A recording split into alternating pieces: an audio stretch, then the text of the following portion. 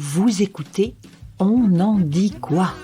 La chaîne du handicap, mais pas que.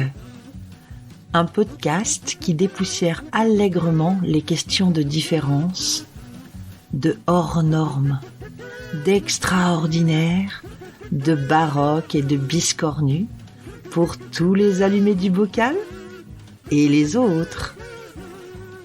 Bienvenue dans ce nouvel épisode qui décoiffe. C'est parti!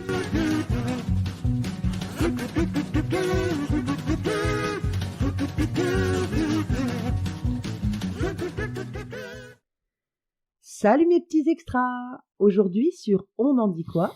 Je reçois François, qui, ne vous enfuyez pas en hurlant, est atteint de schizophrénie. Salut François! Salut Agnès! Alors aujourd'hui, nous sommes le 12 juin 2022 et c'est la journée mondiale de la poupée. Ce qui nous intéresse assez peu, je dois dire, mais qui va nous permettre de rebondir allègrement sur une autre journée, celle de la schizophrénie qui a lieu chaque année le 19 mars. Alors ça t'inspire quoi? Bah écoute, pas grand-chose. Pas grand-chose. Oui, moi non plus en fait. Je t'avoue, moi non plus. Mais bon, peut-être que nos auditeurs sont passionnés par les journées mondiales. Donc le 19 mars, c'est aussi la journée internationale du canari, cuit-cuit. Ah oui. Hein. Et le lendemain, la journée mondiale du moineau. Formidable, non? Attends, bah là faut que je réfléchisse un petit peu quand même, je prends un petit temps de réflexion. Ouais, je crois que je m'en fous. Ouais. Ah oui. On est d'accord. Bon, ce petit préambule était nécessaire pour vous faire comprendre que, comme toujours, sur On en dit quoi, la chaîne du handicap, mais pas que, nous prônons l'anticonformisme, le décalé et le « on s'en fout des dates ». Ça te va, François? Ah bah, parfaitement, le chaos. Nickel. Du coup, je l'ai dit au début de notre entrevue, tu es schizophrène. Oui. Parle-nous d'abord en quelques mots de toi, notamment de la phase d'avant le diagnostic et en particulier de tes symptômes, avant la mise en place du traitement. Bah alors, déjà j'étais un adolescent assez perturbé, un enfant assez perturbé on va dire.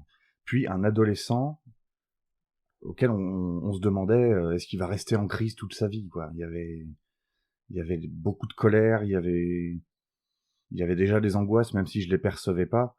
En fait, la schizophrénie s'est déclenchée plus ou moins après après l'arrêt des toxiques, après une prise de toxiques, où il y a eu des hallucinations auditives, visuelles, des histoires un peu de démons, ce qu'on appelle la bouffée délirante, en fait, du début de la schizophrénie, qui a dû m'arriver quand j'avais tout juste 18 ans, normalement, c'est comme ça que ça s'est passé. Voilà. D'accord, en fait, tu parles du fait que le fait d'arrêter de prendre des toxiques a déclenché la schizophrénie, à ton avis. C'est-à-dire qu'avant, le fait de prendre des toxiques, ça te permettait de calmer, en fait, les angoisses qui étaient déjà là. Oui. C'est ça. Oui, il y a de ça. Il y a de ça, et il y a eu un arrêt brutal, en fait, qui était volontaire. Je voulais arrêter de me faire du mal, et en fait, c'est à ce moment-là que tout est parti en sucette, quoi. Il y a eu une première énorme bouffée délirante qui a fait peur à beaucoup de mes amis, parce que j'étais en région parisienne avec des amis à cette époque-là. Tout le monde était mort de trouille, personne ne comprenait rien. Même moi, j'étais dans mon délire incroyable, penser que j'étais possédé, que j'allais me faire attaquer de tous les côtés. Le délire de persécution, en fait, la paranoïa, parce que je suis atteint de schizophrénie paranoïde. Il y avait une paranoïa et voilà, oui, ça a commencé par une grosse bouffée délirante. D'accord. Voilà, qui a été la seule grosse bouffée délirante, en fait, de mon épisode schizophrénique. D'accord, ok. Donc après, tu t'es rendu compte, en fait, qu'il y avait cette schizophrénie. Donc ça, c'était vraiment à la fin de l'adolescence, tout début de l'âge adulte. Hein. C'est exactement ça. Et du coup, qu'est-ce qui s'est passé après? Parce que finalement, il y a eu cette bouffée délirante. Après, je crois que tu es rentré en Bretagne. Oui. Et après, qu'est-ce qui s'est passé pour que le diagnostic soit posé? Ben écoute, j'avais repris les toxiques un petit peu, déjà, évidemment. Je m'étais dit j'arrête, mais voilà. Et j'arrêtais pas de dire à ma mère, je veux aller à l'hôpital. Je disais, j'irai à l'hôpital, j'irai me soigner. Oui, je sais qu'il y a quelque chose qui va pas, mais j'y allais jamais. Et il a fallu qu'il y ait un espèce d'appel au secours un petit peu boiteux, une espèce de presque une tentative de suicide, même si c'était un peu, comment dire, Un appel au secours. Ouais, un appel Comme au beaucoup secours, voilà, de c'est ça. tentatives de suicide, en fait. Mais voilà, ironiquement, c'était une tentative de suicide avec un couteau à bourron, donc du coup, ça va à peu près. Le couteau à beurre, effectivement. Le couteau à beurre. Voilà. Donc non, donc ma mère m'a dit non, il faut que tu ailles en institution, il faut que tu ailles à l'hôpital, il faut que tu fasses quelque chose. Donc je suis arrivé donc dans un service d'admission à Bégard, du côté de Guingamp, et je suis resté 2 jours. Je suis resté 2 jours dans un service qu'on appelle un service ouvert, c'est-à-dire on a un parc autour, on peut aller se promener, etc. On a nos cigarettes, on a nos briquets, on peut avoir notre casque, etc.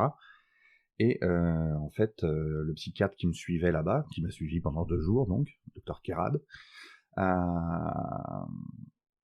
je lui ai dit, écoutez, ça marche pas, quoi. Dans l'hôpital, je me sens écrasé un peu par les murs. J'ai l'impression d'être enfermé, j'étouffe. Je veux garder un suivi psychiatrique, vraiment, je veux me soigner, mais je veux pas qu'on m'enferme. Sauf que je me rendais pas compte que j'étais encore en plein dans ma bouffée délirante à l'époque. Elle n'était pas terminée.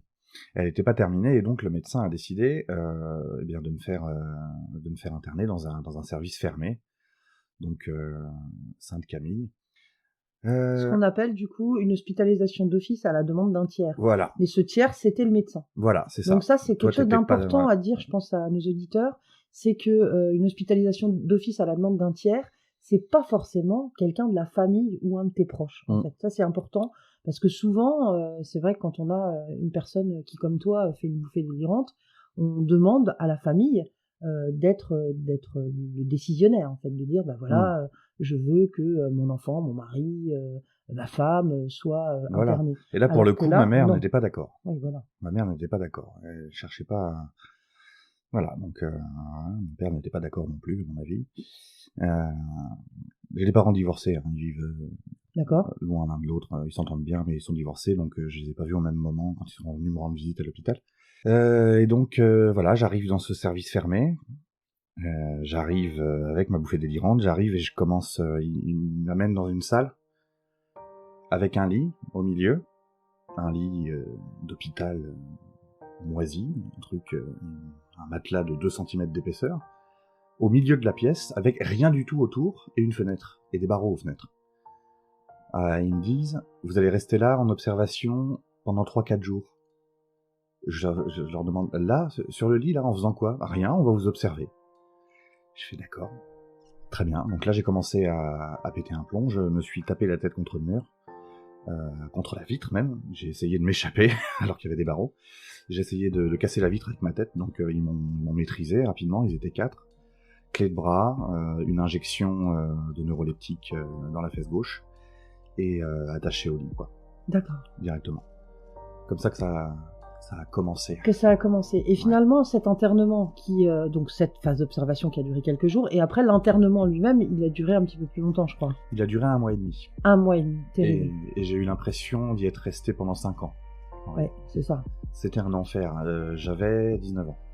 J'avais 19 ans. Donc c'était il y a 8 ans. C'est ça. Et j'étais terrifié. J'étais terrifié parce que j'étais en face les autres patients me faisaient peur. C'était des patients dits difficiles quand même. C'était pas un centre pénitentiaire non plus.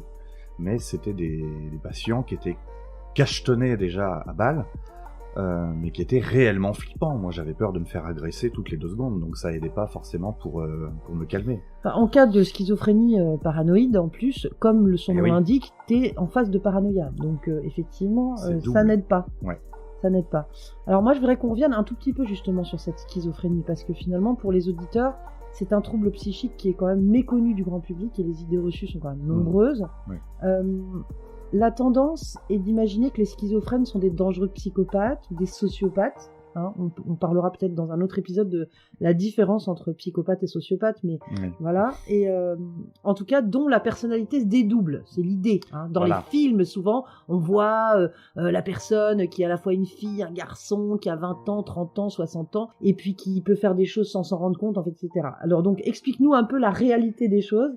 Enfin, ta réalité déjà, parce qu'il y a plusieurs sortes de schizophrénie, mais quand même, là, le dédoublement de personnalité, c'est quand même pas la même chose. C'est pas du tout la schizophrénie. Il n'y a pas de schizophrène qui a de dédoublement de personnalité. Ça. C'est quelque chose de totalement différent. Ce qui fait que moi, Je connaissais pas, mais on en parlera après de ça, du diagnostic. La schizophrénie, pour moi, la mienne en tout cas, c'est une somme d'angoisse perpétuelle, de sautes d'humeur. Et quand je dis angoisse, c'est pas de l'anxiété.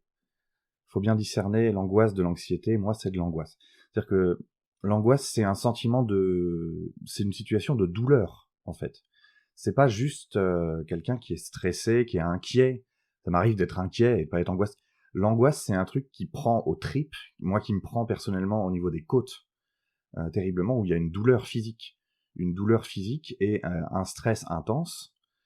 Voilà, ma schizophrénie, c'est ça. Ça peut être des hallucinations visuelles et auditives de temps en temps, même si maintenant je suis stabilisé, j'en ai beaucoup moins. Sauf quand il y a des gros moments de fatigue, les hallucinations visuelles, ça peut revenir encore. Les voix dont on entend parler, quand un schizophrène, on dit les schizophrènes entendent des voix, oui, c'est vrai. Pour moi, c'est pas quelque chose qui était en fait audible. C'est une voix, c'est des pensées intrusives. C'est des pensées ou alors la voix, elle est robotique. Vous voyez, et c'était des voix Beaucoup de schizophrènes entendent des voix qui les dénigrent, qui leur dit t'es qu'une merde, t'arriveras jamais à rien. Moi, c'était pas ça. Pour moi, j'étais guidé par un démon qui me donnait des conseils dans la vie. D'accord. Vous voyez, mais tout le temps. Un démon robotique. Un démon robotique, voilà, ça. c'est ça. Un démon avec une voix ni féminine, ni masculine, ni non-binaire. Rien. Un truc qui n'existe pas. L'extraterrestre. Voilà, des extraterrestres. Tu es peut-être relié aux extraterrestres. Voilà, ça, refais-moi tomber. Oui, t'as raison, là.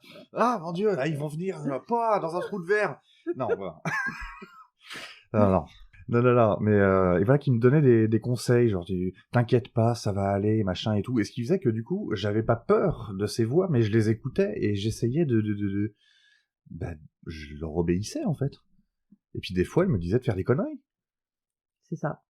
Et donc, du coup, effectivement, on va revenir quand même sur le moment. Alors, il y a eu le moment de l'internement, et c'est à ce moment-là qu'ils t'ont annoncé quand même le diagnostic. Donc, peut-être pas, on va dire, ce qui m'intéresse, c'est pas forcément comment tu l'as vécu au moment où tu étais interné, mais comment tu l'as vécu après, c'est-à-dire quand est-ce que tu as compris ta pathologie, quand est-ce que tu as cherché à comprendre ce qui t'arrivait. Longtemps après. Voilà. Et qu'est-ce que ça a changé chez toi, dans ta manière d'envisager la vie, finalement? Ouais, j'entends bien. Déjà, je précise une chose, c'est la manière dont m'a été annoncé le diagnostic. Il faut qu'on en parle quand même. Oui, vas-y. Ça, il faut qu'on en parle parce que j'ai été très perturbé par ce moment-là. Donc pour moi, j'avais grosse dépression, alcoolisme, toxicomanie, etc. Voilà. Ça, c'était ton diagnostic à toi. Ça, c'était mon diagnostic à moi. Et c'était vrai, hein, quelque part. Oui. Mais c'est pas le médecin qui s'occupait de moi qui m'a annoncé que j'étais schizophrène. Il l'a annoncé à ma mère, et ma mère est venue me voir, elle m'a demandé qu'est-ce que ça fait de mettre un nom sur ta maladie. Et moi, je demande à ma mère, je lui demande, mais quelle maladie? Et là, elle me dit, je sais pas, le médecin t'a diagnostiqué schizophrène. Et j'ai refusé. J'ai refusé le diagnostic parce que j'avais ces idées reçues sur la schizophrénie, qui pour moi était un dédoublement de personnalité, ce qui est tout à fait logique pour quelqu'un qui s'est pas informé sur ce genre de troubles. C'est les schizophrènes qu'on voit dans les films, machin, ils sont complètement tarés, ils sont dangereux. C'est ça, donc tu t'es dit, ils se sont plantés. Je me suis dit, c'est n'importe quoi. Et pendant bien 6 mois, j'ai refusé, hein. Facile, hein. Pendant bien 6 mois, j'ai refusé le diagnostic de ce médecin en qui je n'avais aucune confiance, en plus. C'est ça. Qui était, pour moi, un mégalomane de première, qui parlait uniquement de lui, ou de sa fille en Belgique, ou je ne sais plus quoi. Enfin, il parlait de lui. Il parlait pas du tout aux patients quand... Enfin, il était complètement incompétent, selon moi. Donc voilà, en plus, avoir un médecin qu'on est certain qu'il soit incompétent, on n'arrive pas à accepter le diagnostic. Et en fait, il a fallu que ma mère, toujours, et mon père aussi, aillent dans des groupes, donc je sais plus si c'était avec l'UNAFAM ou avec des trucs comme ça, mais où se renseignent sur Internet, etc., à y voir des témoignages de parents, de gens schizophrènes, etc., et que moi aussi, je commence à me renseigner sur le truc pour petit à petit accepter ça, et comprendre surtout ce que ça voulait dire, pourquoi on m'avait diagnostiqué ça, et au final, j'ai fini par accepter, ouais. par accepter et puis se dire que finalement, c'est pas une fatalité. Non. Parce que moi, enfin voilà, maintenant, enfin, moi qui connais un petit peu le milieu du handicap quand même, Oui, bah oui. certaines personnes qui sont atteintes de schizophrénie ont développé des facultés hors normes, en lien direct avec cette singularité, en fait. C'est vrai. Par exemple, John Nash. Tu connais John Nash? Oui. C'est un mathématicien, pour ceux qui connaissent pas, hein, qui est prix Nobel d'économie. Il y a Syd Barrett aussi, le musicien du groupe Pink Floyd. Je crois que tu adores Pink Floyd. Ah bah ça oui. Hein, moi aussi. Et Vincent Van Gogh. Hein, bon, ça, en dehors je savais pas. Eh ben, Vincent Van Gogh, il était schizophrène. Bon, c'est vrai qu'il s'est coupé l'oreille, mais il était schizophrène Oui, ça... et il a fait des choses quand même formidables. Alors, il n'a pas été reconnu effectivement comme peintre de son vivant, puisqu'il n'a vendu aucune toile de son vivant. Comme tous les peintres. Comme beaucoup de peintres, pas tous. Hein. demande à Picasso, je crois qu'il en a vendu pas mal. Beaucoup de peintres, donc, on ne voit leur talent qu'après leur mort, c'est terrible. Mais voilà, donc c'est vrai qu'il y a quand même des personnes qui ont des talents hors normes et qui ont cette pathologie, ce handicap. Et toi, je sais que tu es peintre, d'abord à tes heures. Bon. Ça fait un moment, mais... Ça fait peut-être un moment que tu n'as pas peint, mais moi j'ai vu certaines de tes toiles qui sont super. Et surtout, tu écris. Et j'aimerais bien, si tu veux, que tu nous lises un extrait d'un texte que j'aime particulièrement. D'accord. Qui s'appelle... Alors, je sais pas si c'est le titre, en fait, parce que moi, j'ai vu ça sur Internet, un groupe qui s'appelle Poêtre. Et donc, je pense que c'est le titre, ça s'appelle « L'expérience, phase 1 ». Oui. Alors, je sais pas si tu te souviens de tout le texte, parce qu'en plus, il est long, donc je t'ai tiré une feuille, là, avec le petit bout que je voudrais que tu nous lises. Évidemment, pour t'embêter, c'est quand même sur 2 pages. D'accord. Mais voilà, c'est ce petit bout-là. Donc, c'est un texte que j'adore. On t'écoute. Très bien. L'expérience, phase 1. Sur la berge, entre l'horreur et l'espoir, flotte une ondée tapissée de sang noir. Une beauté angélique chancelle, frappée par des torrents de grêle. Des larmes par centaines, brûlantes, l'on en oublie certaines qui chantent. Du sel et de l'or coulent de ses yeux, qui ne comprennent plus leurs premiers vœux. Ma chère amie la douleur frappe sans cesse cette fragile fleur, qui d'un coup d'éventail fut soufflée, et si fragile que l'on n'ose plus y toucher. C'est formidable, j'adore. Alors, actuellement, tu partages tes poèmes uniquement avec les personnes que tu aimes et qui te connaissent via un groupe privé Facebook où il y a très peu de personnes. Finalement, c'est vraiment un groupe où tu choisis les personnes qui entrent dans ce groupe. Hein. C'est un choix volontaire. Mais je crois que tu as l'intention d'aller plus loin et de publier. Est-ce que tu peux nous en dire un peu plus ou est-ce que c'est trop tôt? Je peux vous pitcher le truc. Déjà, commencer sur un truc léger, j'ai écrit beaucoup de poèmes, donc j'aimerais publier un recueil de poèmes.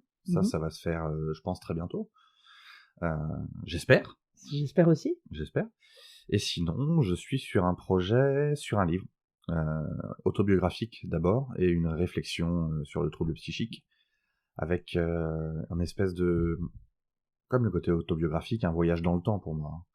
C'est un petit peu ça, c'est parler de mon passé, m'en souvenir, surtout.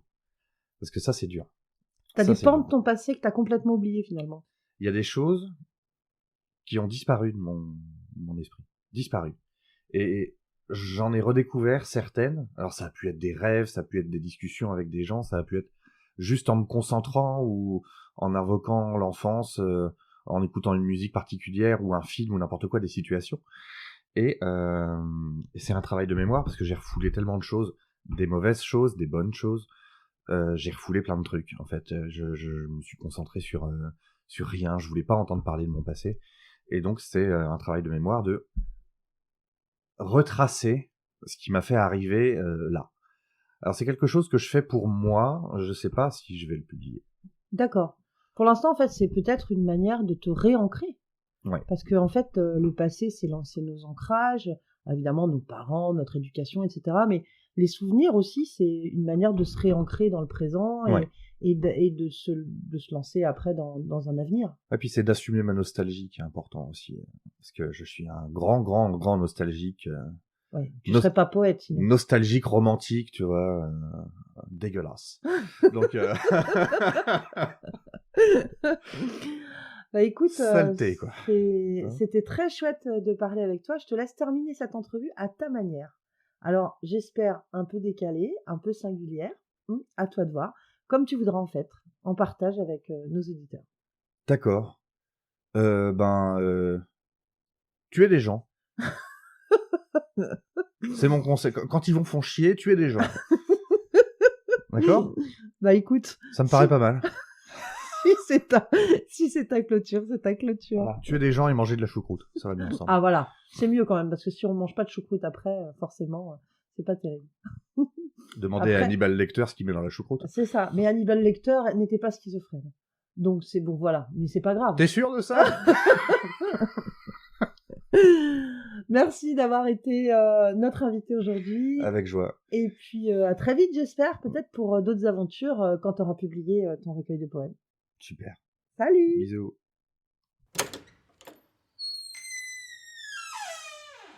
C'est tout pour aujourd'hui, ne pleurez pas, je reviens très vite.